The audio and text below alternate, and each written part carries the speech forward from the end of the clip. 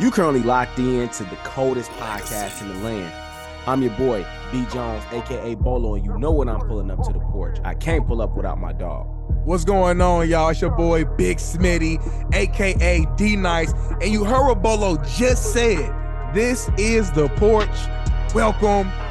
What's going on, my guy? We back in the building. We back in the porch. I'm so excited, man. How you doing? Blessed, highly favored. Y'all already know the deal, man. We cannot get on the porch, man, without talking about the man above. God is good. 10 toes down. How you feeling, my brother? Man, I'm so blessed. It's scary, man. It's another good day. You know what I'm saying? Another good day on the porch. I'm feeling good. Yes, sir. You know what I mean? Real quick, man, I got to pivot. We ain't did this in a while, man, but I got to shout out one of these brands. You know what I'm saying? So I had a real good lunch today, a late lunch. You know what I mean? Early dinner, late lunch. You know, like busy day at Fox in the studio. I'm grinding all day. Right. I get a text on my phone. It's wifey. She said, "Hey, baby, your salad is in the refrigerator. Ooh. I got the sauce on the side." I said, "Ooh, okay, salad." She didn't tell me where she got it from. So I'm like, okay. Appreciate you, sweetie. Thank you. Right. I'm in traffic. It's 5 o'clock traffic. It's like 5:15. You know hungry what I mean? as fuck, too. Hungry. I ain't all day, literally. I had a busy morning. I ain't ate all day. I get home, lock the door, beep, beep. Run upstairs real quick, open the door, take off my hoodie, take off my watch, get comfortable. Shoot. Go to the refrigerator, open it up. I see the salad. I see the sauce on the side, just like wifey said. Where'd she get the salad from? Where'd you get that salad from, bro?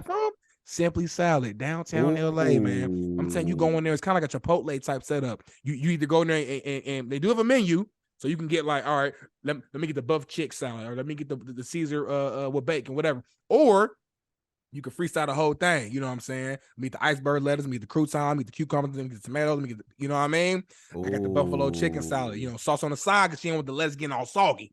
So I came home, put the buffalo on there, drizzled on there like that. Got the avocado ranch, drizzled on there like that. Shook up the damn box. Went crazy with it. One of the best salads I didn't had in a long time. So shout out to Simply Salad. This is not even an ad, y'all. We did this from the heart. Salad. Simply, say it again, Bolo. Simply Salad. Like, listen, like some places they focus on chicken, they focus on burgers, they focus on this and that. What's it called again, Bolo? Simply Salad. It ain't all that extra stuff. We're not worried about like doing this and that and trying to do too much. The only thing we worry about is one thing. And what's that called again, Bolo? Simply Salad. It's simple. It's just simply a salad, man. So I just want to shout out to them, man, because my lunch was fantastic and my energy is very high. So shout out to y'all, man. I take it, man. Pull up on Simply Salad. Come on, man. Man, they need to get one of those in Indy, man. So Simply Salad, whoever is the marketer, whoever is in charge of building locations, go ahead and get one out in the Midwest, preferably Indianapolis, because we know we on a pull up. Yes, sir, man. Can't wait, man. But listen, a lot has happened since our last episode, my brother. I mean, mostly in sports. So we got to start there. Our foundation, football, NFL draft passed by. A lot of big time pickups, a lot of emotions, bro. Every time I watch the draft, like I damn near like cry. Like I get that feeling of crying when I'm watching it because I'm seeing these players like just be passionate and they life changing. You know what I mean? They walk past. It's something cool this year where they walk past. They had to put their hat on, check themselves in the mirror, fix the hat. You feel me? And then I love that after they walk the stage though, bro, when they get that surprise call or that message from their family member, their friend. Bro, so many times, bro. That shit, I'm cutting onions in there every time they cutting onions. You know what I'm saying? Your new quarterback. I seen that video. Oh, your new quarterback and his brother. Come on now. Brung me to tears. I'm not gonna cap. Say his name. Anthony Richardson from Florida. AR-15. AR-15, man. Hey. The future of the Naptown. Black quarterback. Y'all did well. We back. Y'all did well. We back. I'm Look coming to face. Some games. You a Colts fan now? Are you a Colts fan now? I'm a Colts fan.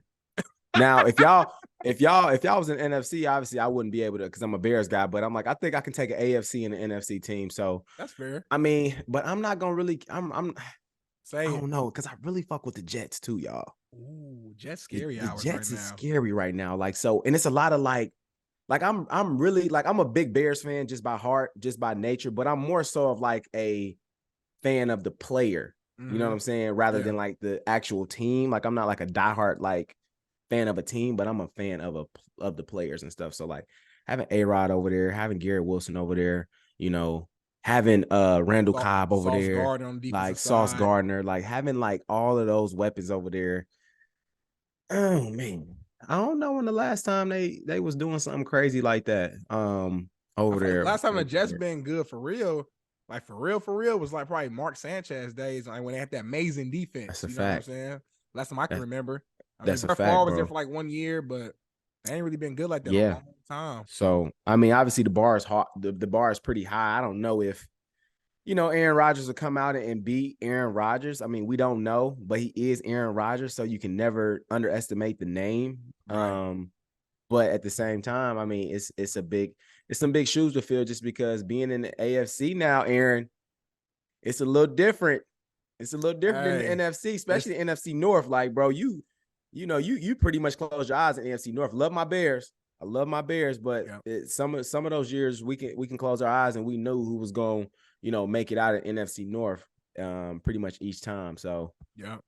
AFC a little different, y'all. It's some muddy waters over there on the AFC, bro. You got so many great quarterbacks all on one side. I mean, obviously Lamar Jackson just got paid, and we're gonna talk about that. Shout out to Lamar, man. Must be the money. You got my boy Jay Herbo, Justin Herbert over there. He about to get paid soon.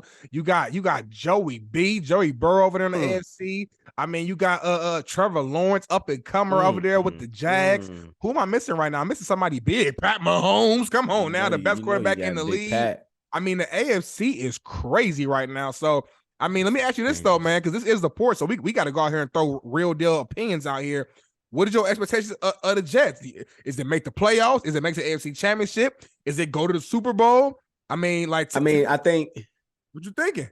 I mean, I don't think they'll win the Super Bowl. I think that's a tall task to say, just because even though Aaron Rodgers did a good job by bringing a couple key weapons from Green Bay over there to throw the ball to, I think the camaraderie and the gelling won't be too hard to, make it make sense. But at the same time, like you still new and it's still new.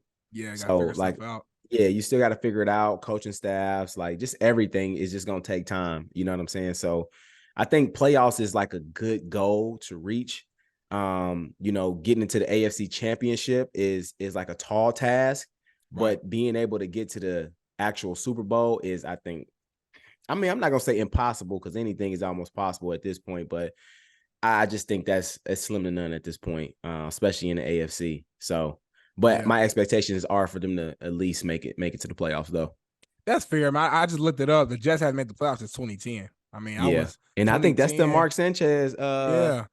Around that time too. That's them days, man. I think I was a sophomore in high school.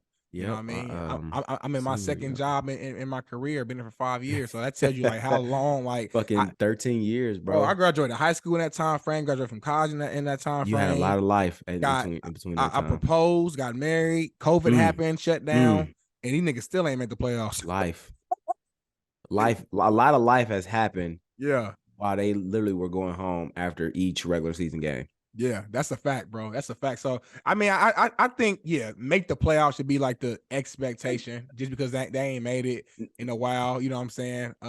Now, I would say, though, that the bar may be a little different within the actual organization because we don't know how long Aaron Rodgers got in the tank. Now, that's the biggest point. So, that's why I think they on go mode. Yeah, that's a fact. I mean, to me, I feel like I'm assuming he got at least 2 more years. There's no way he did all this for 1 year. There's no way. So I think like in his first year, make the playoffs and at least win a game.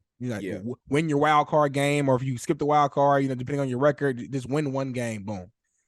Next year, you got to make the Super Bowl because, like you said, like at the end of the day, Aaron ain't got too many years left. Like I would say, at most, like max, he probably got 4, and that's max. That's like if everything's going well, he's happy, teammates like him. Like I think at max is 4. You know what I'm saying? So I just think, it's kind of hard to be like win Super Bowl this year because of the reason you just listed, figuring out that, that gelling together and getting comfortable in the system. That's a lot. That's a lot. Man. Especially in the AFC. And it's a tough ass conference to play. And let's be real, man. Like as much as I don't like the Chiefs, I mean, you damn near like got to expect them to be in the AFC Championship at this point. Like, so one spot is already off the off the rack. So now you're competing with the Ravens and everybody else. And we forgot about the fucking the Bills. I forgot about the fucking Bills. When I listen to all them quarterbacks, I ain't say Josh Allen, who's arguably the second best quarterback in the NFL. Easy. My bad, Josh. Yeah. Like, Bills, it's crazy. The Bills are in the conversation easily every year. Like, they're so close, man. Like, so close. So, there's so many different hurdles they'll have to go through. But like again, like I'll say it again, it's Aaron Rodgers. So I mean, I wouldn't be surprised, but again, I'm not surprised if they don't. Yeah, nah, that's real, man. That's definitely real. And at the end of the day, man, he didn't make all this noise and do all this for nothing, though. So like, yeah, I feel like internally, like you said, they probably trying to win a Super Bowl. That's probably their expectations. You know what I'm saying? So Facts. we shall see. Very excited to see that move. But let's talk about Lamar Jackson, man. Just got, finally after all this time, got paid. I think it was a 5-year deal. Was it $260 million? I want to say. Finally came to an agreement with the Ravens. You could see him in his press conference, the other day. He's just so happy. You know what I'm saying? Like, I think all the noise was stressful, it's frustrating, but he didn't want to leave. Baltimore loves him. He loves Baltimore. You know what I'm saying? And they're doing some big things over there. They got OBJ. They drafted Zay Flowers, who's a guy who's explosive. He's from Florida. It's another guy we were talking about earlier about that post-draft moment where his father was talking to him and he just started crying. You know what I mean? Lost his mother. You know what I'm saying? And I guess a big family. I think it's like 14 of them. You know what I mean? His dad just really took care of him. So again, it's hearing the story and understanding the players why. That tells me like, okay, I can't promise you what type of player this person's gonna be, but I know like this means something to him. You know what I mean? And when something means something to you, it's a fire that comes underneath you that's gonna push you to bring out your best. You know what I'm saying? And obviously being from Florida, playing with Lamar, OBJ over there, Lamar made a joke the other day saying, he said, man, with all these weapons, I'm gonna throw over 6,000 yards. You know what I'm saying? He's being funny, obviously, but like he finally has weapons. And to me, man, I'm a big Lamar Jackson fan. I want him to win a Super Bowl because I want to change the narrative that a mobile dual threat quarterback can't win a Super Bowl. I want to change that narrative. He can do it. He has to stay healthy. And I think the expectation for him and the Ravens at this point, I ain't gonna lie, is go ahead and make it to that Super Bowl. I think like this is everything's laid out. Yeah. Like, this is the time now, in my opinion. And that's the biggest piece, man, where like, I'm super happy they paid him, but now that the bag is there, now you got to follow up with the performance that everybody's looking for. And obviously within the past 2 years, Lamar hasn't played a full season in the past couple years. So obviously being a dual threat quarterback does come with, be potentially getting injured and things like that. So a lot of people do look at that, but at the end of the day, put some respect on his fucking name. Come on now. Lamar's put some respect on his name, man. Because at the end of the day, man, I just hate how the media can turn people against people in the NFL, NBA, whatever. Like, they have a great way of just mind fucking people, bro, and having people think that Lamar Jackson wasn't something that he actually was. Like, he was a 2019 MVP, probably one of the most decorated quarterbacks to ever come through the Ravens organization. Like, every penny that they're giving him is well deserved. Like, people were trying to down talk him and saying how he wasn't deserved that. And you had so many other quarterbacks getting paid where I know at the end of the day, I'm picking Lamar Jackson over some of these quarterbacks. You know what I'm saying? At the end of the day, right? And then for teams not to even like, and obviously we don't know what's going on in these organizations. Like, maybe the Ravens knew all along, and all these other teams knew all along that the Ravens was just playing the long game and was going to pay them at the end of the day. So maybe that's why no teams, bid. But I thought it was kind of disrespectful how no teams really wanted to go after somebody like Lamar Jackson. Now he's currently the highest paid person, in the league right now. Yeah. And to have somebody who was potentially getting ready to leave the actual organization and nobody wanting to bite him, it just, something's not sitting right with me with that entire situation. Like, it had to be something where the Ravens was communicating with him like, hey, we're going to take him. So like, don't bother, trying to get him. Because we got don't waste your time. Nobody, bro. Like, nobody winked an eye at Lamar Jackson. I was pissed because, you know me, I was like, man, let's trade our pick, Colts. Let's go get Lamar. He's guaranteed. Like, we got Shane Steichen over here from Philly. He knows how to work with mobile quarterbacks. Let's change the game. But like you said, I think it was a lot of behind the scenes stuff where people knew Lamar didn't really want to leave. He just was kind of saying that just to, when you say you want to be traded, 9 times out of 10, it's a part of the negotiation tactics. Every player does it when they're trying to get their money, get their bag. It gets a little nasty sometimes. It gets prolonged. It's something he just had to do. But at the end of the day, worked out a deal. He got paid. That black man got paid. I'm happy. His life is, his family, they good for life. Now he can just focus on football and go out there and just ball out, man. I'm hoping Lamar does his thing. You're talking about unanimous MVP. You're talking about a guy who led the NFL in passing touchdowns, a guy who's the best running quarterback of all time. So explosive, so electric. He brings out fans in Baltimore just from his play alone. So, I mean, you have to pay that man. And we got to show love and give flowers to him on the porch. Lamar, pull up to the porch. You know Pull what up, I mean? big dog. Pull up, Lamar. What's up? We showing love. Man. We showing love. We rock with Florida. We got homies from Florida. So, we Easy. rock. Come on now. Easy. For real. Hey, man, I'm just so happy, man. They paying these quarterbacks, man. Obviously, old news, but they pay Jalen Hurts too. You know what I'm saying? Come on now, not too old. Yeah. Shout out to Jalen Hurts, man. Shout out to Jalen Hurts. So these quarterbacks are getting paid, man. And I think the way of football is starting to change a little bit, and people are recognizing that. Like Jalen Hurts went all the way to the Super Bowl. Yep. Had a chance to win the Super Bowl. Let's be real. Phenomenal too. Play phenomenal. Played a great game. And at the end of the day, as athletic as these defensive linemen are getting, you will need a quarterback who can maneuver and run outside of the pocket and still throw the ball, or extend the play and obviously run and pick up first downs. As you can see, what Patrick Mahomes had to do with a hurt ankle, he still had to run. Yeah. If you get a quarterback that's not mobile, the Chiefs don't win that game. Yep. Like the Chiefs aren't winning. The Chiefs aren't even getting out of the AFC Championship. You know what I'm saying? The Chiefs, this dude, Patrick Mahomes, was running on a bum ankle, but he was moving though. Yep. You know what I'm saying? So at the end of the day, man, like I think everybody is starting to wake up. Like people are getting more and more explosive, more twitchy, more athletic, and you're gonna have to get that quarterback that's gonna be able to do the exact same thing that these people who are coming off the edge are doing. I think that's a perfect segue going back to my guy Anthony Richardson, because I feel like we didn't spend no time on him, man. The Colts had a hell of a draft, man. I saw they did really somebody well. Give him like a draft grade of an A+. I have to agree. I'm a bandwagon. Like we picked up everything we needed. We got really well. We got O-line, man. We got an explosive, fast wide receiver, and Josh Downs, who I don't know how how we got him so late, but I thank God, because Josh Downs is a monster at North Carolina, explosive slot guy, just a guy, you put the ball in his hands, he gonna make plays. Shout out to my guy, our guy Tyree Holder. He was over there in North Carolina with them. I know he coached him up personally, and so I'm so excited to have Josh. But let's talk about Anthony Richardson. I mean, he's probably arguably one of the best athletes in general in this entire draft. Physically, he's a specimen. He's a freak. You know what I mean? With the strength, the explosiveness, the running ability, huge arm. Could probably throw 70 yards in the air. Now, he does have to work on some accuracy, and obviously, you look at his numbers from college, his numbers don't stand out. He didn't have the best college career in terms of like actually throwing the ball. But I'm not gonna lie, man, like seeing the passion he had, how excited he was, how humble he was, and the moment he got drafted, hearing him talk, he's owned up to everything. He's like, listen, I do have to work on my accuracy. There's certain things that I do have to work on, but I'm willing to learn. I'm ready to learn, and I'm ready to rock out. That's all you got to hear, man. So I was nervous, bro, that we was gonna end up settling for Will Levis. And no disrespect to Will Levis, I think he's solid quarterback. But being real, like he's kind of already like developed in a big way. I don't really see him having like super high to the ceiling. Yeah, right. Yeah, I think like he'll be like just an average, cool, serviceable quarterback. Could start, but wouldn't expect too much. Whereas Anthony Richardson, to me, he's either going, not be that good at all, or he's gonna be a superstar. Great.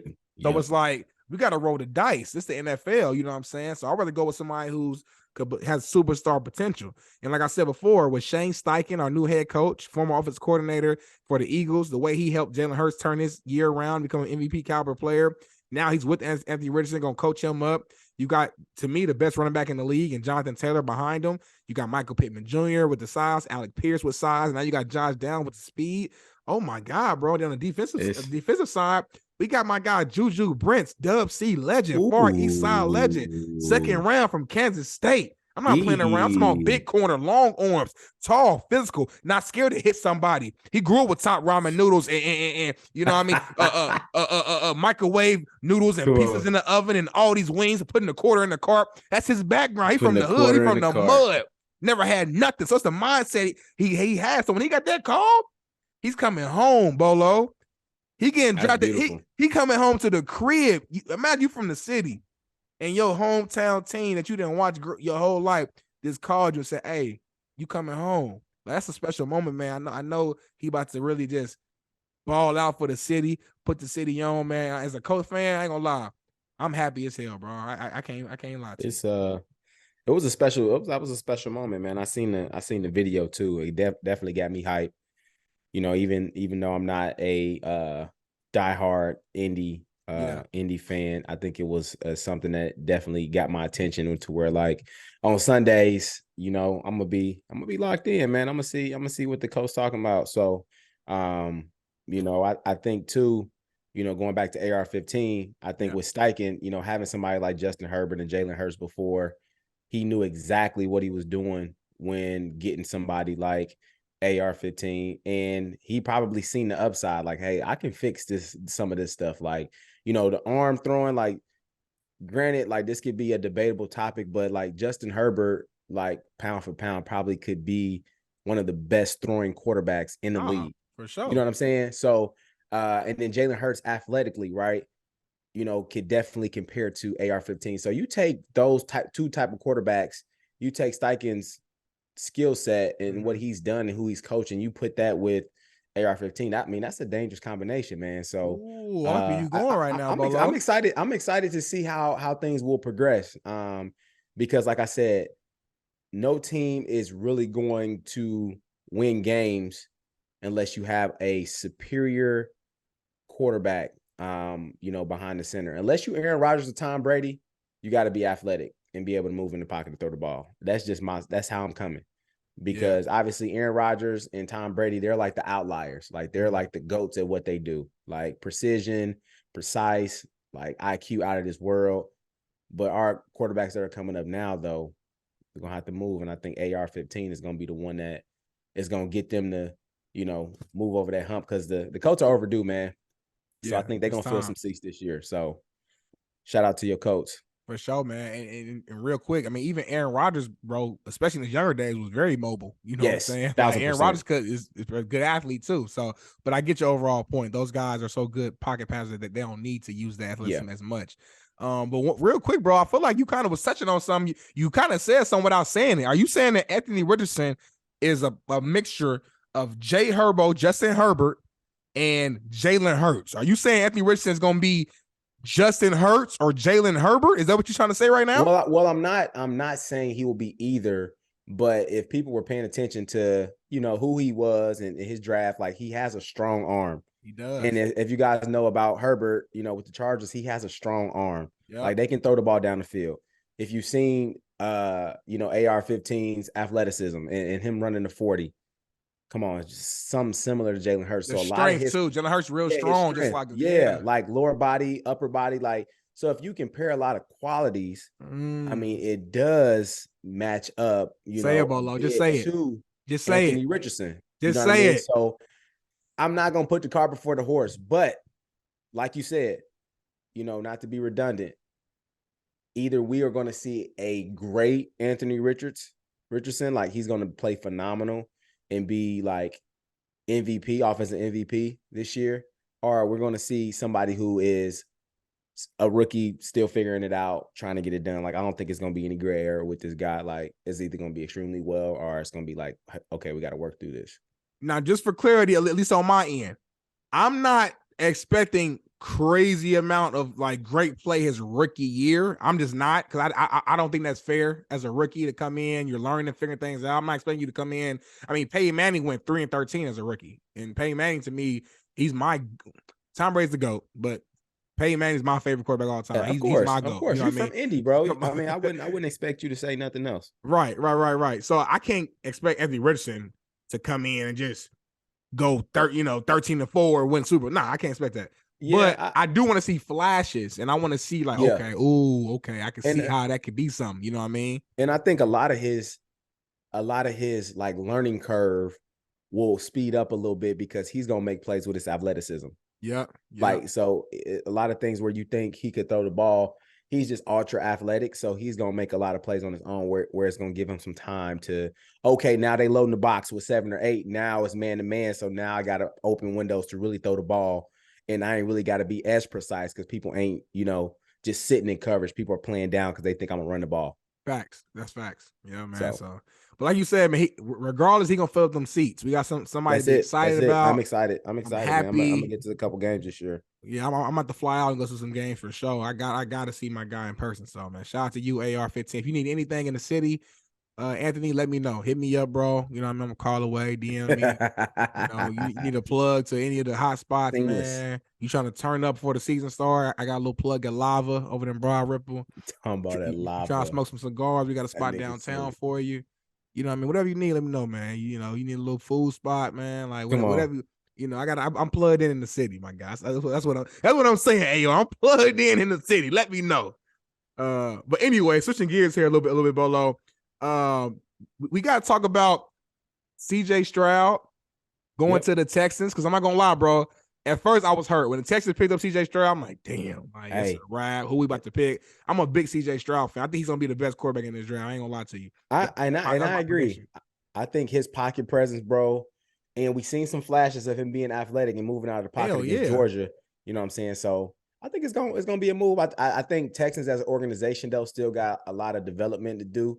Yeah. So I mean, I wouldn't. Good draft though, bro. I mean, they did really well, bro. They dropped up, got Will Anderson for the number 3 pick. You know what I'm saying? They got Will Anderson. Yeah. So I mean, they doing well, bro. But they were so far behind, bro. Yeah, I feel you. I mean, it'll take a lot because, like I said, bro, the AFC is just different. Like the AFC, like I don't have the statistics, but like the offenses in the AFC, like people are scoring. Like, but let me say this though, the AFC South, there's questions. It's debatable. Yeah. You know what I'm saying? Like, it's like the Jags probably going to be at the top, probably, but the Colts, Titans, and Texans, you got 3 rookies. You got 3 rookies. Was it 3? Yes, 3 rookies. Yeah, you got Anthony Richardson, Levis, and then you got CJ Stroud. So I don't even know if Levis is going to be able to spin. I don't know if he even going to start. He might, though. I don't know what's happening. We'll see. I definitely think it'll be probably a quarterback battle. Yeah, for sure. So we'll see. But yeah, man. So my Bears, man. I mean, what's up? What did the Bears do? I ain't gonna lie. I ain't pay attention to y'all. I ain't hear no noise. I think the city is finally coming to grips that, you know, I think it was a decent move. So obviously the Bears had the number 1, the first pick. In the first round they had the 10th pick. Yeah. And they picked up a guy named Darnell Wright out of Tennessee. We got my name. So hey, he gonna be a baller just off the rip. Hey, I mean, it was something that they needed. Obviously, we knew that in the first round, either a D lineman or a offensive lineman was something that was going to get added to the roster.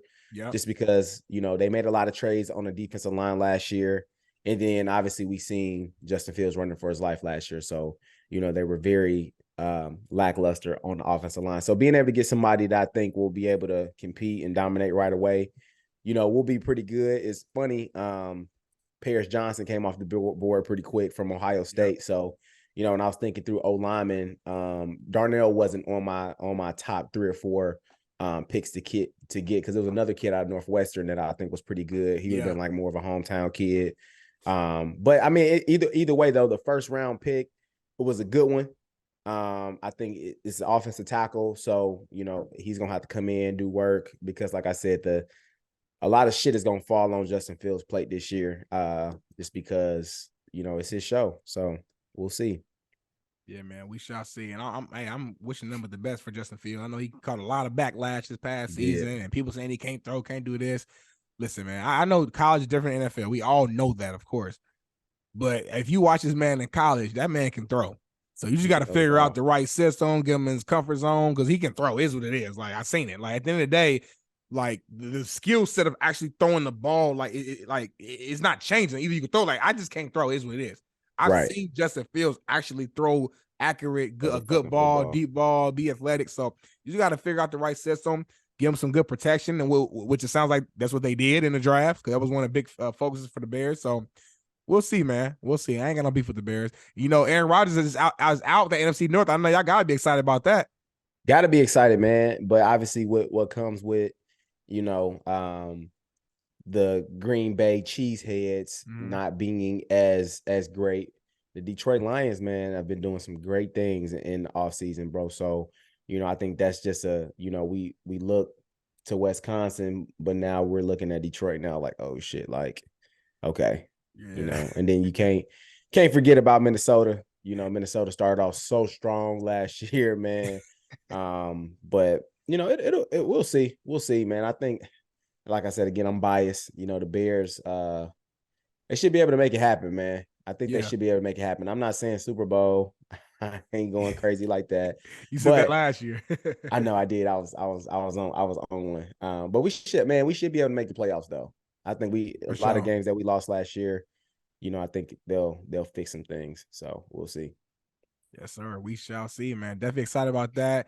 And before we transition to another topic, how was it, man? One of our guys, obviously, basically family. You know what I mean? I ain't gonna say basically family of the Porch.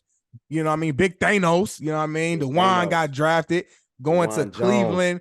DeJuan Jones, man, going to Cleveland with the Browns. Obviously, he's an Ohio State guy, so I just love seeing kind of like that. It's not his home, but it kind of became his second home. Getting drafted there, staying in Ohio. You was there with them, celebrating with them. How was the celebration? How were the emotions from your perspective? Yeah, man, I think it was a hell of a weekend, man. It was a great weekend. Just seeing him, just light up the room, just being excited, showing love and everybody embracing him, in that moment. Obviously, as far as expectations, he might have thought that, he would have went early, right? But I think, at the end of the day, when your name get called, don't nothing else matter. It's a blessing. So he went, fourth round, 111 pick, 1% of the 1%, right? So, everybody ain't getting that call, and he got that call, man. I think he ready to work, and he gonna do some damage, man, in the league. So I'm super excited. The family was super excited, man. We partied for 3 days, man. Ate, drank, just had a good time, celebrated him. I think it's one of those things too, bro, where you grow up and obviously you always envision yourself playing in the NFL or getting to that next level. So to be close to somebody, you know what I'm saying, as far as being able to touch somebody, like it's realistic, like it can happen. You know what I mean? So it was just good to see that and see him still very humble, very, in tune with, his surroundings and stuff like that, man. It's definitely great to see, very motivating. And like I said, man, my kids, bro, hey, it's just motivation, bro. Like it's possible. Anybody can do it, man. So, I'm excited for him, and he's gonna go down to Cleveland. Ohio's already gonna be embracing him because it's the Ohio State. They pretty much run that state there. Yep. So he already gonna have a big solid fan base. Got a great coach, in the offensive line guy who's gonna get them together too. So yeah, bro. Welcome to the league, man. DeJuan, man. Super excited for you. Valdez. We call him Valdez. So super excited for him, and I can't wait to watch him play on Sundays. Big Thanos. Come on, man. That's real out here, man. That's a good nickname, man. This guy's he's probably one of the biggest offensive linemen in the actual draft. Size, height, athleticism, can run, quick feet. Used to be a hooper at Ben Davis. Will dunk on you. That's just an athlete right there, man. So, I know back in the day we always talk crazy as far as like the west side, the east side, Ben Davis, Warren Central. But it's at Indy, the end of baby. the day, it's Indy. It's Naptown. So Indy, you see my excitement, bro. I love to seeing people from the city excel and chase their dreams and make it. Like you just said, Bolo, it's like when you could touch somebody and talk to somebody, communicate, it's like it's real. And there's a point in your life when you're growing up, sometimes you do kind of second guess yourself and you like, man, can I make it out of here? Can I actually be some? So when you see an example, huge inspiration, man, and he gonna kill it in Cleveland. They got to steal. Because like you say, he should have went first round. He should have went first round, bro. Thanks. And I ain't gonna even cap to y'all, bro. The shit that he about to be on is about to be different, bro. Like ain't no big dude, 6'8", you know what I'm saying, moving and bending and punching, like doing the stuff that he doing, bro. And I ain't just gassing just because, you know what I mean, that's fam. I'm just telling you what I seen, what I like. You just keeping it a beam, Bolo. Keep it a beam, man. This is we put it on the porch right now. Yep. This is a 15-year vet that we're gonna look at, y'all. The 15-year vet in the league. Now. We putting it out there. It's out there. Vet. It's gonna happen. At least 15. At least 15. At least 15. So man, definitely shout out to him, man. Love to hear that. Love to hear that, Bolo. But let's transition, man. We had to touch on football. Obviously, a lot happened. But this is the porch. You know what I mean? On the porch, we like to talk about things outside of sports. We like to get a little messy sometimes. And I know we got a few topics, man. I guess we can call it the porch news, I guess. I mean, we kind of freestyle or whatever, but I'm going to go ahead and just call it and say it's the porch news, bro. So I know we've been going back and forth. I've been sending you stuff throughout the week. You've been sending me stuff throughout the week. So let me know what's on your mind. What we got to in the Porch News, Bolo? All right, so I'm gonna hit y'all with this one, and I'm gonna get y'all thoughts because I think the world has been talking about it. And obviously, let me keep it a buck with y'all. We don't have a woman on the show, right? Yes. So a lot of our feedback is always, hey, you need to get a woman's opinion, right? So we're going to give you what our thought process is on this specific topic. And obviously go ahead and comment in the comment section and give us y'all raw thoughts and emotions on what we said and also how you felt. So obviously what's been big in social media here is Eboni K. Williams, right? So she said, most recently that she would not date a bus driver. And she said she would rather just date somebody who owns the bus. So she also was most recently on the Breakfast Club and said that her words were misconstrued. And she was just making sure that our black community wakes up and doesn't settle, right? I guess, what do you think about that? I guess what's your opinion about somebody saying, hey, I don't want to date the bus driver. I want to date the owner of the bus. Yeah, man. I definitely saw this clip making some noise throughout the week, man. And I got a few thoughts on it. So initially, like I said, I don't think her intentions were bad. I seen she was getting a lot of backlash, people coming at her neck, saying like, you being judgmental, what's wrong with the bus driver? Everybody can't do it. And I get all that. But I don't feel like she was trying to belittle anybody. I don't think that was her intentions. I just think what she was saying is, listen, I'm at a certain level in my life. I've gained a certain level of success where like my partner, my group, my friend group, whoever, if you're going to be connected to me, you have to be at a certain level. And that's just my expectations of me, what I've built, where I'm at today in my life. And me personally, I don't think we should get offended by that. Now, because she had worded it a little better, for sure. Because I got family. I believe, my grandfather, rest in peace, if I'm not mistaken, was a long time bus driver as well, back in the day. So like, we're not dissing bus drivers at all. But again, you gotta understand, someone of Ebony's stature who's doing very, very, very well for herself. I ain't gonna count her pockets, but she's making good bread for herself. She's gonna have a different level of expectation, different type of level of a man that she's gonna want with her and on her team. And me personally, I don't see why that's the issue. We all got like certain standards of when we date somebody, like even on the littlest things, like, all right, if she ain't tall, I ain't gonna be her. Or if she too tall, I ain't gonna be with her. If she ain't got a booty and got this, like even at the smallest levels of standards, we all have like certain things that like certain must-haves and certain things that we say we want, certain preferences. So like this is just a preference of hers. It's like, nah, I just rather have like the boss, the entrepreneur, because that's my preference. So yeah, no, I mean, I get it to a certain extent. I think the way she worded it, though, she was speaking on behalf of people in the Black community, specifically women, which I think a lot of women, started to, defend themselves and say like, hey, like, why would you say that? And it obviously would, when it come to men felt a certain type of way about it, just because in our society now, there's always just that thought about like women are always jumping into situations where men have already provided something or they already have something, and the women is just coming into something that is already established. Like it's never really a situation where a woman is jumping into something, the man doesn't have anything, and she's helping build him up, right? So society has always put us in a situation where it's the opposite. So for me, I guess my first thought on it is everybody has a different interpretation of what success is or what that perfect person in their eyes may look like. So I think I think was a bit ignorant on her end, just because, you may have somebody who worked at McDonald's, seen a promotion, and then now they're making $25 to $30 an hour as a bus driver. Then that might be a success in their world. They may want to sit in that pocket just for a little bit because they're seeing some success and it's an honest living and they're doing pretty well and they're passionate about it and they know what their next steps from that point may be.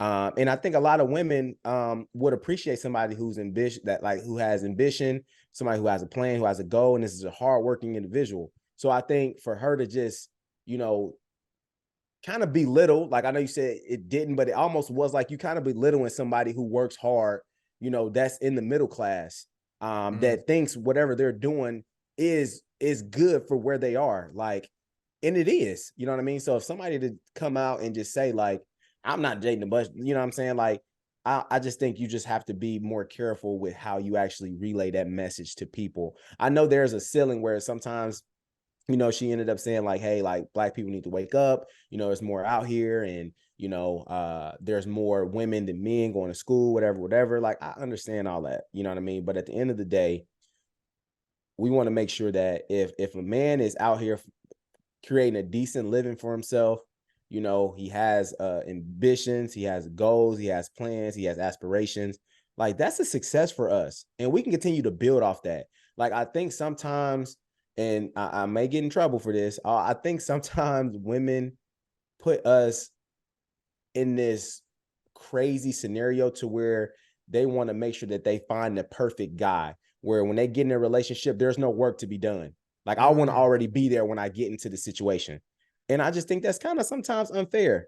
And I'm not saying all women, because I know, you know, even with my wife, like, I mean, we couldn't even put two pennies together in college, like, you know, so she know I didn't have nothing, she didn't have nothing, so we made it happen, right?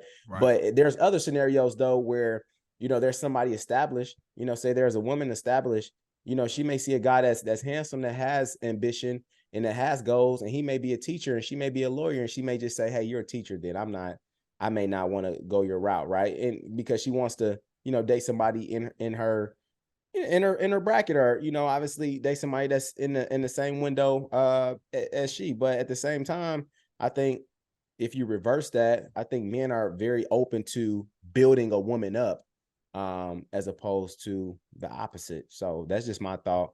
And I just think we just got to kill that narrative. I think she just pretty much put it out there on the platter for people, just like that, for us to just attack and like, hey, this is our point. This is what we always say, that, you know, if a man doesn't have anything, he's nothing, right? And just like Chris Rock say, a man is only great under the circumstances of if he can provide something.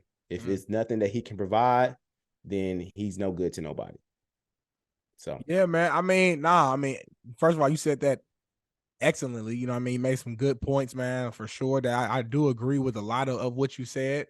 I got one of my questions for you though is this: like, I feel like it's a fine line or balance between being, you know, being ignorant or saying something offensive, and also just being real. You know, I think we all, you know, I speak for myself. I know, like I said, I grew up very poor, grew up where parents didn't have a lot of money, didn't have, you know, had a lot of these jobs that, you know, would be looked down upon. So, like, trust me, I firsthand, I understand why people would be offended by it.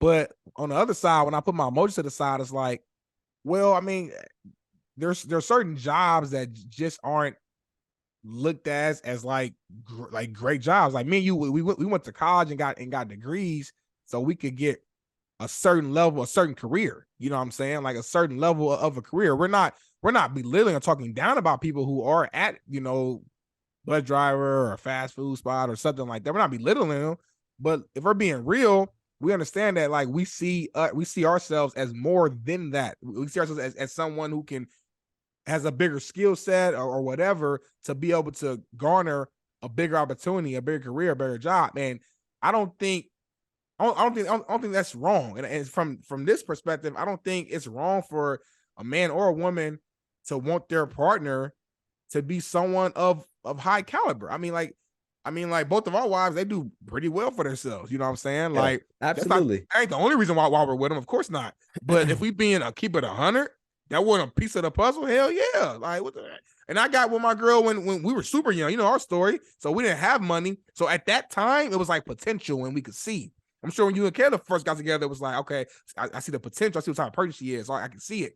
But like if I was like single now, like God forbid, my girl left me or whatever, and I have to like meet somebody now at this part of my life, I'm not about to get with somebody who's like got potential. I'm not gonna hold you, like just me. I'm getting somebody who got some. Maybe you got potential, but you also got some shit, you know, established right now too. Because I'm just older now. Like, so just when you level up and you're older and more experienced, and I think Eboni, I'm not sure exactly what her age is, but she's a mature woman. She ain't no little kid no more. She ain't got time to be out here like parents and no dude and taking care of no dude. Like, you got to already have a certain status. I think we had Connie Reeves on, and you asked her a question or something like something along the line of like, could you take care of a man? Like, if she was making, but it's not, thousand, they ain't making that. but it's not, She it's said, not hell you taking no. care, but it's not you taking care of that person though. If you you a bus driver and I'm Ebony, then I am taking care of you in that situation.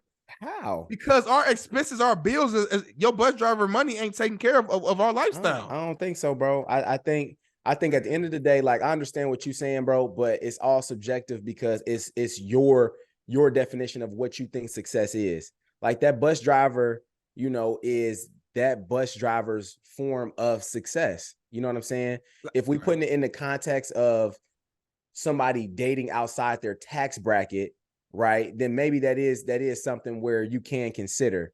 But at the end of the day, bro, if somebody is in a decent living, that's doing well, I think that's means for you trying to figure something out. Like, it's because if my wife is a bus driver, bro, that's cool, that's good. Like, we gon' do it. Like, you not, what I'm saying, you not at making $8 bus driver. Like, people don't know bus drivers make some decent bread. Like, you know what I mean, for their situation. Like, you can make a decent, honest living, you know what I mean, riding a bus. And obviously there's a lot of other, jobs that falls in that bracket as well. I'm just using bus driver just because that's the example that was used, right? In the context of what they were using. But I mean, I just think it's so subjective where, like, I think people, when I say ignorant, I just say you can't put your life success on somebody else's life. Like, but hold on, to defend her, the lady asked Ebony, would you date a bus driver? So only thing she can talk about is her life and what she would do in her situation. And she just said no. Like, you asked me a yes or no question. So, like, I gave you my honest answer, and now I'm getting backlash. Yeah, like, I don't understand that.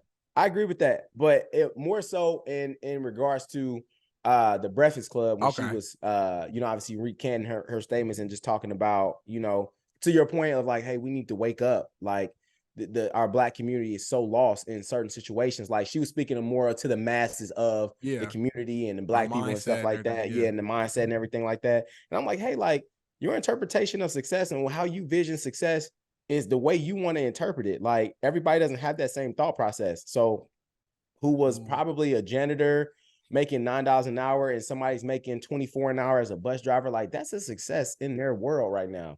And I think it's just tough for somebody to, like, be making an honest living every day and to be feeling like they're doing a great job, for somebody to just come and shit on what they doing. Like, I just think that's not right. That's not fair. And I know it's her opinion. It's her opinion. That's what she thought. But just like somebody said something out of pocket about the LGBTQ, like, I mean, it's the same thing, bro. Like, I just think you just got to be careful and cautious what you say, just because it does affect people, because there are people in those specific situations. And I just think, my last statement is, like, I just think at the end of the day, there are a lot of situations, and it's not even in the Black community. Like, I see, the Caucasian community, like, I just see, Hispanic, like, there's a lot of situations where, a woman may provide the non-monetary value, around the relationship. But if it was the exact opposite, it's typically looked down upon. I agree with you on that 100%. And we can have a whole show about that, but like, you right. Like, a man is expected to provide. That just is what it is. As a man is expected to bring home the money. We have a lot of pressure on us to make bread. And I say we got more pressure now than ever before, because just the way the standard's so high, women are making so much money on their end now, to where it's like, women have been saying this for years. Oh, I don't need no man. I don't need no man. But now they really mean that. They're really saying that. And it's because they're making such a high level of money. So now it's like, as a man, you feel like you gotta be making like 150 minimum just to step into the door with a lot of these women, or they're not even fooling with you. So I think it's more pressure on us than ever before. And so I do agree with you on that.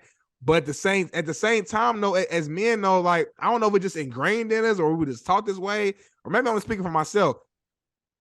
Ain't that kind of how we wanted it, though? Like, ain't that how, like, don't men, we want to be the head of the household. We want to be the ones that bring home the bacon and protect and provide and be the lion in the household. That's how it always been. So it's like we can't want that. Then the women, they expect that, and now we mad that they setting the bar high. It's like we gotta have both. Like we never expected women to be the providers and bring home the money. That was never how it was. So that's why men are more cool with, I know you mentioned if the tables are turned and women ain't doing that well, whatever. Men are cool with that because, like, well, nah, the woman is bringing so much more to the table outside of the money that men ain't tripping. Where woman is like, you might be bringing some to the table outside of money, but the money is the most important. If you're not doing that, then I can't be with you. Yeah, I mean, I get that. But bro, if a man is established in his career and he's been 10 years or 15, 20 years, gonna get a pension, retirement, making good money in his, middle class job, bro. Yeah. Ain't nothing wrong with that though. No, I really don't think there's nothing wrong with, and if this person is, say they're single and, they get into a relationship with a woman that makes more money than them, I think that is okay. I don't think a woman should play that into their factor. Like, unless this is a situation to where, like, I mean, I can't really think of a crazy scenario, but I just really don't think it's, I don't know. All right, hold on. Let me ask you this. If Rihanna or Beyonce was single, do you think they would date a bus driver? Yes or no? Answer the question first, please, and then tell me why. If they were single, would they date a bus driver? I mean, I'm going to say no. Why? Just because, I mean, they're super famous and they would never be in a capacity with the bus driver. I'm saying if they met, so however it happened, somehow it was a mutual friend. I don't know how it happened, but somehow they met. We're assuming they met. We're assuming they met somehow. I don't know how, but they met. Good dude, whatever. Like you said, career-driven dude, 25 an hour. You're not a bum, taking care of yourself. But I'm Beyonce or I'm Rihanna. I'm saying, do you realistically think that they would date that person? 1,000%. Only reason why I say that is because they got so much money, they're gonna retire that nigga. Rich people like that, bro. They don't, bro. If you a good person, bro, like, and you doing things right, bro. Rihanna make more than ASAP Rocky. But it's not about more. So, like, I think it's okay if you make more, but you got to be like ASAP rich as fuck. I think statuses are statuses though. Like, I think, obviously you in that same bracket. Like, I understand that. Like, you got to be in the same ballpark. Like, I get what you're saying. That's like, what Eboni was saying. That's all I'm trying to say. You got to be in the same ballpark. But at the same time, you have to word how you say it correctly though, to make it not seem like the middle class is not the way. Because obviously everybody wants to make more. But at the end of the day, if everybody is, doing something else, who's gonna take so-and-so to work? Who's gonna take so-and-so to school? You need somebody to do all that. Like, you need somebody to do that. And if somebody falls comfortable within a situation, obviously you shouldn't settle. But if you are okay and you ain't out here doing the wrong thing, you make an honest living, I think that is means for giving somebody a chance. That's just my opinion. Maybe I sound crazy, but you should give somebody a chance. But I think your example though was a little outrageous. Okay. Just along, like, let's just say, like, hypothetically, a real estate agent. Well, let's do real estate agents, more realistic. So we'll do a real estate agent. Hold on. What city? What state? 150,000. Real estate agent making 150,000, and then we got this bus driver making $55,000 a year. I definitely think this woman should get this guy a chance. Yeah, in that situation, yeah, I agree. Okay, but Eboni probably. Google Eboni now. Eboni got bread. I know Eboni. No, Eboni is so breaded. She ain't dating no bus driver. That's all I'm trying to say. But I'm talking about on the basis of, like, Eboni is speaking amongst the masses. Though. I see what you're saying. Like, she's speaking for people outside. Like, she's not speaking just for Eboni. She's saying like other women. When she was talking to Charlamagne and them. Yeah, no, not even Charlamagne. When she was talking to, I never can say her name. The lady that was the counselor lady, Eva, whatever her name is. I don't know it, but go. Her, yeah. Yes. When she was talking to her, the therapist, she said her. I get that, right?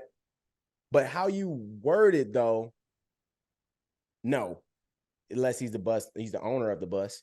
Right, like I see. Don't shit on that. Don't like the energy, like whoa, like yeah. Don't shit on the people who making an honest living in the world. That's the only. I think that's the only thing. I think if she would have worded that the right way, I don't think this will even be a conversation. And then, like, when she got into the Breakfast Club, and she was just kind of starting to like shit on men as a way of like, hey, you can't handle the truth.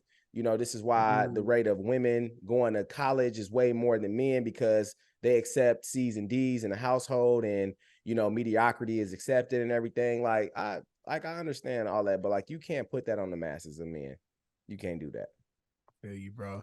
Damn, So that's a good ass discussion, bro. Because I see both sides. I ain't gonna hold you. I see see both what she's sides. saying. Like everybody got a bar. Everybody got, and you're not gonna lower your expectations for somebody else.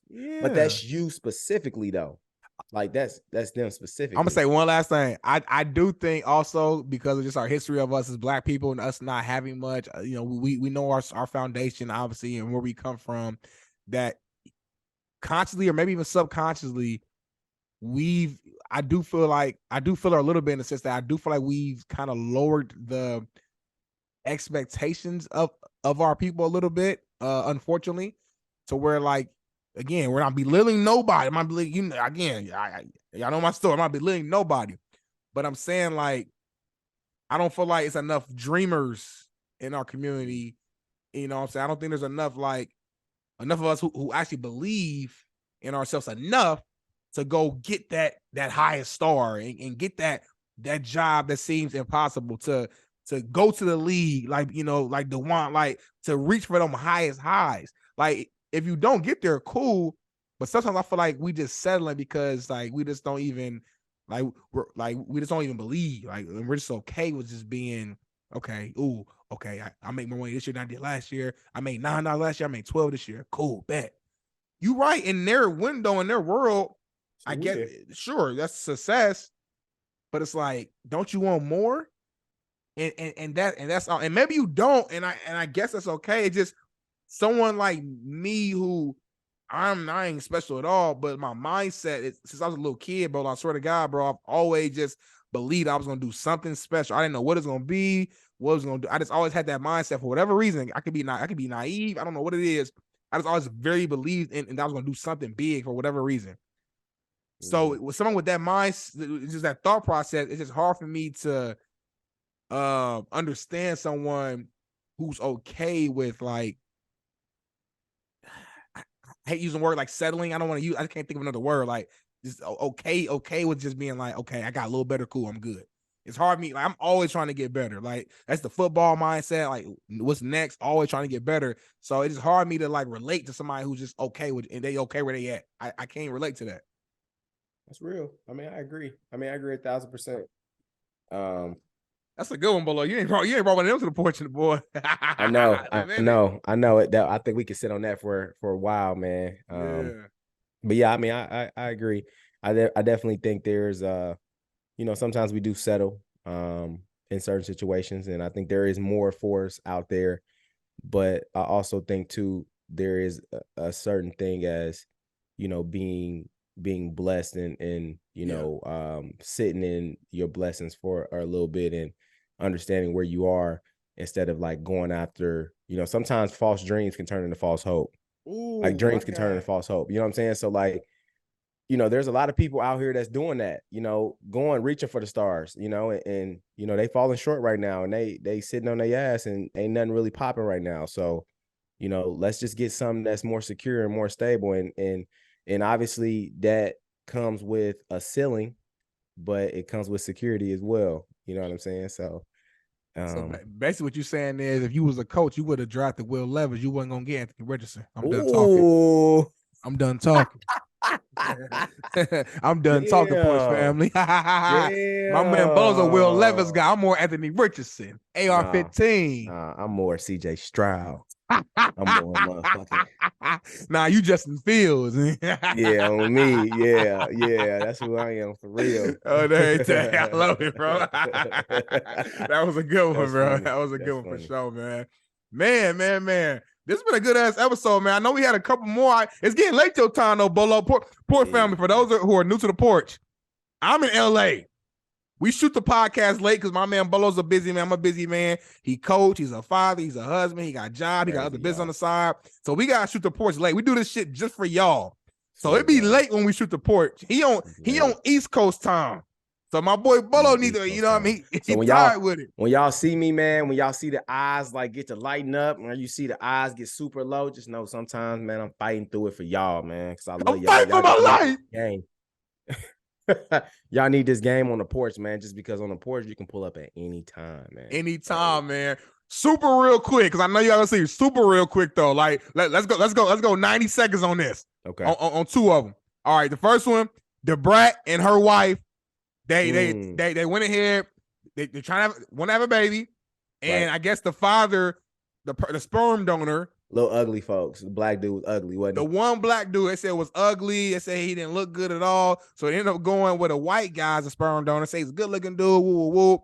They getting a lot of backlash online for not going with a brother With a full black baby. with a full black baby. You know what I mean? So what's your thoughts real quick, Bolo, on that? Do you think it's a problem for them not waiting, going with the white man? Like, what, like, is it an issue? Talk to me. It's hard for me to speak on it because I don't know how it works. Like, I don't know what the waiting list is like. Yeah. You know, I don't know what the brat's, her body, if she only had limited time to like get a baby out. Like, I don't know if it's a timeline, so she had to act fast. But I mean, if somebody was telling me like, okay,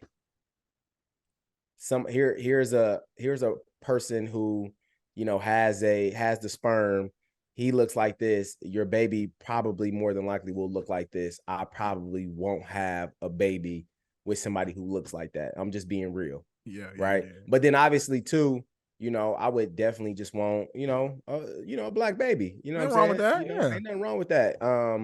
So I mean, I think that's just their decision, man. I think that's what they wanted to do.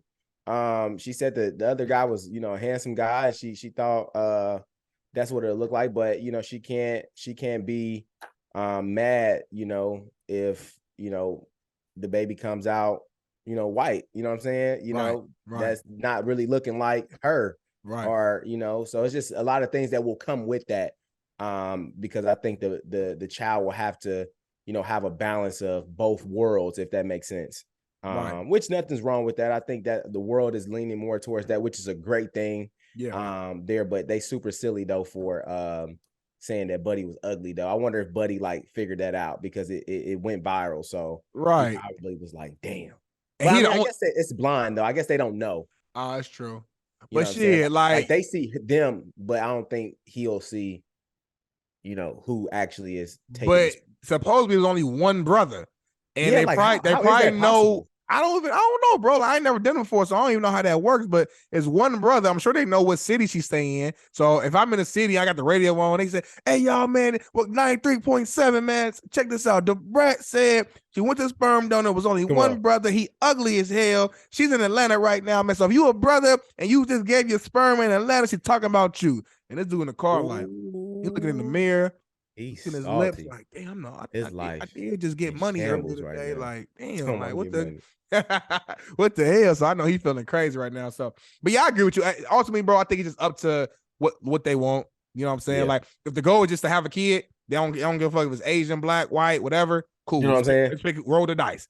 But if you really wanted a black kid, a kid is gonna try to look like y'all, look like you fully, you probably should have been a little patient. But again, I don't know the process. I've never gave sperm. I don't know how none of that works. You know what I'm saying? Side note, I wonder are they getting a bag for giving sperm? You think they're getting a bag? I mean, I think you get paid naturally for going like to like the sperm bank and just donating. You get paid a little. Like how much though? Like you get a bag? No, I don't think you get a bag, but I think you get paid a little bit of money though. It's like a limit how many times you can do that. Shit, hell no, shit. As long as you got fucking your fishes are swimming. I mean, you know what I'm saying, you're gonna be good. Shit. It's probably, bro, I don't think I can do that though, bro. I couldn't either though. I couldn't have kids around here, bro, that have my genetic makeup, bro, and they don't know who I am, bro. I think that's, obviously to each his own. Like, I'm not knocking nobody. Some people do it because they got to do it because like they sperm don't work. So it's different real reasons behind it. It's different situations behind it. But like I personally couldn't give up my sperm and know that I could potentially have kids just roaming this earth that I don't even know of. Damn. You know what I'm saying? And then like, what if like whatever situation happens where like maybe the kid is in distress or something, like, and knowing that I can't be there to physically help, like just knowing me having kids now, bro, like I wouldn't know what I would do, bro. Just me pondering the thought that a kid that I don't know is out in the world potentially struggling, and there's nothing I can do about it. You getting deep, bro. I'm gonna line it up a little bit. What if you watching TV, you watching the 2075 draft, and in the first round, the Chicago Bears with the first pick select Buddy Jones, and you look at the picture, Buddy Jones, and nigga look just like you. Nigga look just like me. I'm pretty sure his last name won't be Jones, but that would be fucking crazy if it was. I would definitely be trying to find his ass. Like, just like the movies, bro. I feel like if somebody tell me, like, man, look, this ain't your daddy. I know who your daddy is, man. He a nigga that live in Cincinnati, man. I'm going to Cincinnati trying to see my pops. You trying to see folks? I'm gonna go see folks, like, for real. Like, I feel like that's just something that you gotta do. Like, if you get that opportunity, you gotta do. You know what I'm saying? Buddy Jones, man, he's a little chubby, but hey, he's a great athlete, man. Come on. Fast. He's not a little chubby. I'm playing with you, bro. I'm playing with you, folks. Hey, y'all crazy as hell, man. This is the point. We going crazy. Make sure you tell your friends about us, because we really we growing, we building. That's all I got on my mind, man. I know you had something. I don't know if you ready to go. If you got something else on your mind, I know some stuff happened in the NBA. You tired? I don't. You let me know, man. It's your show. I'm done. At the end of the day, man, I'll leave it with this. I think the NBA, NFL, high school, college, they got to stop putting so much pressure on these coaches for the lackluster of the players. I think there's a situation where I think coaches can get players going to a certain point, but you got to start holding these coaches. I mean, you got to start holding these players accountable more so for their play as well. Because there's a lot of things sometimes that just are outside of the coach's hands and things that are uncontrollable. I say that just to say that, as you guys seen, the Milwaukee Bucks just let go of their head coach after, I believe, 5 years. Mm-hmm. Mind you, year before last, they did win a championship. Okay. Before that, they did go to conference final. And then obviously this year they did get knocked out in the first round. Yeah. I say that because this guy, year before last, literally brung the city of Milwaukee. We're talking about Milwaukee, outside of Chicago. It gets overshadowed all the time by your Wisconsins, your Illinois, like literally nothing. Like, brung excitement, energy. Obviously, they have somebody in Giannis, over there that's bringing attention as well. But I just think there's too much onus being put back on the coach, who I think is always giving their all in certain situations, to where, like, come on, man, like, he made the playoffs. He won a championship, and Giannis was hurt. Middleton was hurt. They kind of going back and forth. Obviously, they lost to a mediocre Heat team, but I don't think that's a direct reflection of what the coach was putting out there. I think the players have to literally come together and figure it out as well. Like, it shouldn't always be on the actual coaches. It should be on the players, and some ownership should be there as well. So, I mean, it's just a dog-eat-dog world, man. It's all about winning. But, when you're not winning, I think the coaches are the first to go. But at the end of the day, I think they need to start looking at the players too. I love it, bro. I love it, man. My boy ended the show with a monologue. Freestyle. Didn't even write it down. I didn't. I had to get that shit off my chest because, hey, look, I'm going to tell y'all, I coach high school sports, y'all. All right. And there was 1 year in my high school career as a coach where we went 0-10. And I will tell you, on a stack of Bibles, there was not one day I didn't go out there and give my all and coach them kids to the best of my ability. Still there, still coaching. Yeah. Different. It's a difference. But kids are winning. They do it. Like, so that's why I say it's sometimes put back on the players. You know what I'm saying? Like, I'm not really, like, obviously you evolve and you get better over time, but I'm not doing too much anything different that I wasn't doing the same year that we went 0-10. Right. You know what I'm saying? I'm still coaching these guys the same way. Obviously I learned a little bit more, but at the end of the day, like, they still getting the same game. This is a great conversation to have, bro. I think we're going to have to get a guest. I'm going to get my guy, Coach JB, on the porch, man. He's a longtime coach, college coach. I think this is a conversation we can really dig deep in, like a full episode, just on some, like, I'm with it. Players versus coaches, how much weight should one hold to the other. Because I ain't gonna lie, my senior year we should have won state. And I feel like my coaches, I love them to death. I feel like we didn't make the proper adjustments in the game. It wasn't on the players. I mean, and we lost. Things. Yeah, we had the better talent, the better everything, and we lost. So I think that's a good perspective, bro. And I appreciate you for ending the show that way, my brother. Easy. Yes. Tell people where they can find us, though. Hey, you can find us on anywhere you look. You turn your head left, there's Instagram. You turn your head right, there's Spotify. You turn your head left again, there's YouTube. The Porch Podcast _ where you will find us. We are on all your listening platforms, man. Yep. Don't forget to show us some love, subscribe, share, listen to us, man. We dropping gems, we dropping episodes everywhere you look, and we going crazy, man. Hey, it's all about elevation. You know what I'm saying? And y'all don't even know I just had a birthday not too recently neither. Yes, my God. Happy belated birthday. I appreciate it, man. God is good, man. Old folks, man. It's my Reggie Miller year, man. So it's nothing but an opportunity here for me in year 31, man. So I'm putting it out there, man. The Porch Podcast.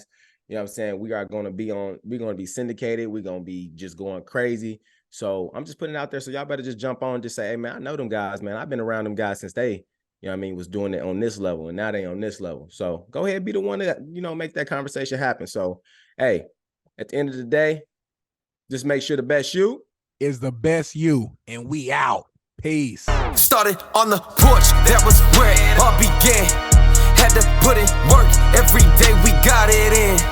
We chased all our dreams and now they can't believe it. We make it look easy, we achieving everything we needed. Now we undefeated. If we link, no, it's only business. If we get to speak and leave them speechless. I did things for free, but now it costs to see me. When you see me, you ain't gotta greet me. Just don't plot to sneak me. I'ma see it, I'ma stop and watch you lose and get defeated. What do we bleed? Came from the jungle, we humble but hungry and hunting to feed. People don't want us to leave. They love us and rush to the bus when we run in the streets, thinking we stunning the sea. We came from nothing to something, now up in the lead. Now we ain't coming in peace, hunting for blood and to crush everyone in the league. We got a reason, we put in work every day of the week, every month, every season. So many schemes, had to go hard for the team. We gave our all and succeeded, came from the deep end. Warming up pots, cooking ramen at times, that was all we was eating. Now we be feasting, 5-star restaurants every week. Whole team dripped in cloth and it's seamless. They looking hard when we step on the scene. Call us outcasts, we so fresh and so clean. Ain't about cash, please don't ask for a meeting. Just hit the stoop out the spaz on the beat.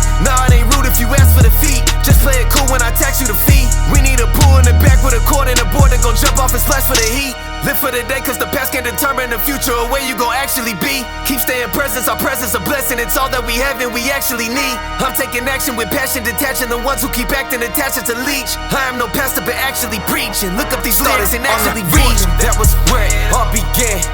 Had to put in work, every day we got it in.